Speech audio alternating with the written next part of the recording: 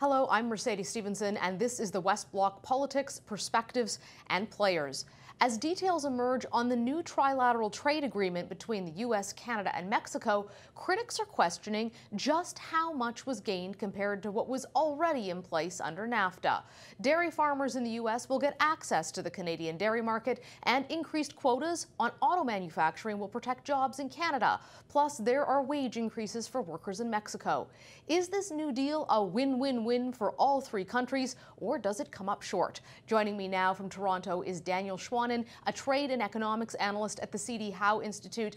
Mr. Schwanen, I'd like to start with your take on the U.S.-Mexico-Canada agreement, or USMCA as we have to say now. Do you really think it's a win for all three countries?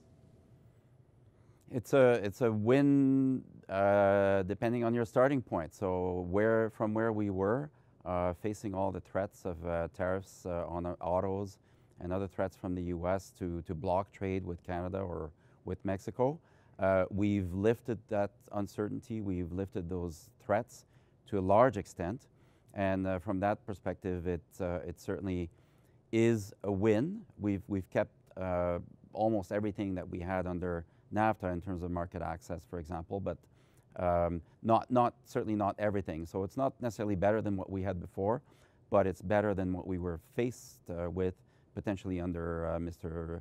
Trump's trade policy. It's not a lot better than the status quo, and in fact, we are still subject to steel and aluminum tariffs under Section 232 of the U.S. Trade Expansion Act because they're deemed a national security threat. Those have not been lifted yet, and that was one thing that Canadian analysts certainly were hoping for, and that's going to be a separate negotiation. So it's a tough world out there still with Mr. Trump, but we're breathing a lot easier, frankly, with this deal. It lifts a lot of uncertainty that would have hampered investment in Canada. One of the issues I'd like to unpack a little bit is something we've heard some discussion about, but not a lot.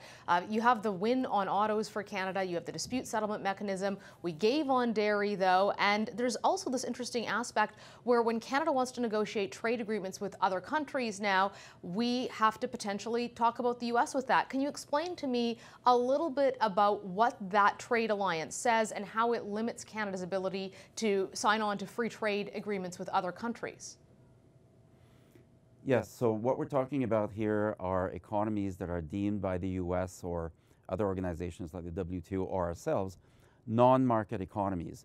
So it's not a widespread or a blanket requirement that we need to notify the U.S. or share text in advance with them if we want to sign a trade deal with any economy. It specifically mentions non-market economies, and that has a specific connotation.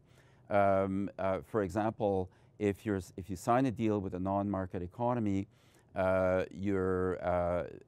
you declare an economy a market economy, that means that you're basically giving them more the benefit of the doubt with respect to their pricing and economic system when they ship goods over here. So in terms of potential anti-dumping duties, countervailing duties, you give them the benefit of the doubt that this is an economy that functions more or less like we do.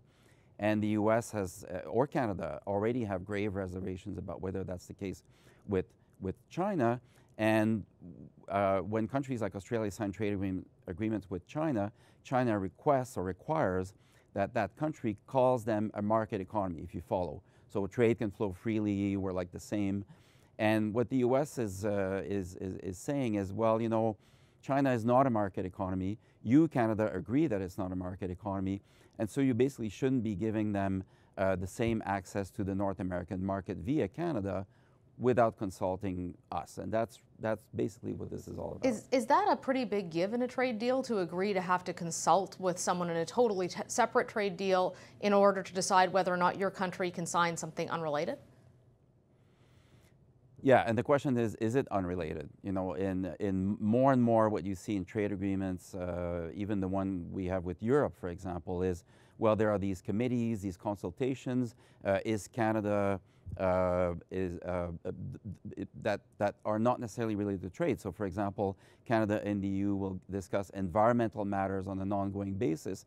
And the idea is that if we're not a good global citizen on the environment, the EU may decide that that deal with us wasn't worth it. So it's more a question of part of an increasing trend that economies are kind of surveilling each other to see whether the kind of benefits that they're hoping for under trade agreements are in fact not compromised by a country suddenly deciding to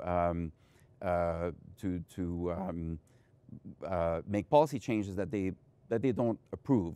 And for us, if we sign a trade deal with China that gives it that sort of market economy status, that coveted market economy status, I can understand that the U.S. would be worried about that, and in particular worried about Chinese goods being dumped into the U.S. market via Canada. And so I think it's kind of a know your neighbor provision, and make sure that your neighbor doesn't undermine the deal that you have with them via a deal with a third party. I really don't think it's anything worse than that.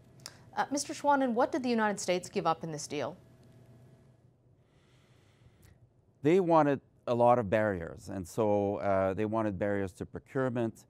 They wanted to get rid of the NAFTA Chapter 19 dispute settlement mechanism concerning anti-dumping and countervailing duties. They wanted much tougher rules of origin for autos that would have made auto trade more difficult. For example, they wanted specific U.S. content rules, even in cars made in Canada. And so the reality is that they came at us with, and at Mexico, with a whack of demands, and they backed down, include a sunset clause that every 5 years the deal expires. They backed down on just about everything that I mentioned, and so as I mentioned at the beginning, it's the removal of that threat that is a significant achievement here on the part of Canada. Frankly, we're not getting a lot or any new market access in the U.S., and critics are quite right to point that out. Does this put Canada in a good position to negotiate new trade deals with other countries? I think so. It's not going to stop us from ratifying the Trans-Pacific Partnership, the comprehensive and progressive TPP. It's not going to stop us at all from what our next step, which is to negotiate with South American countries, new trade agreements with them, the Pacific Alliance, Mercosur. What it's going to do is put a bit of a damper on negotiations with China, because China is not a market economy, at least as far as the U.S. is concerned, or Canada. We have not given China market economy status. So that's what it's going to do. It's going to make discussions with China more difficult, because both Canada and China will have the U.S. looking over their shoulder. And that's as much a signal to China, frankly, as it is a damper potentially on Canada's negotiating objectives with China. Well, that's all the time we have today, but thank you so much for joining us, Mr. Schwanen. You're welcome.